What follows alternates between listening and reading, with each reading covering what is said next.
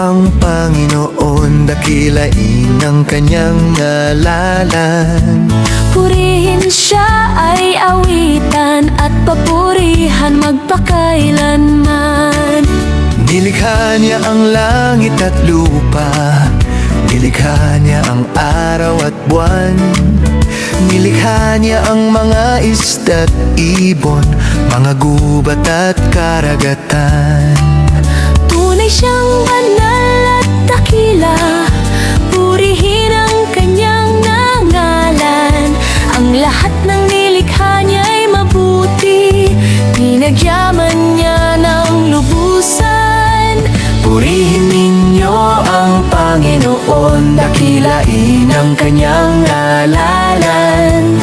Purihin siya ay awitan at papurihan magpakailanman. Nilalang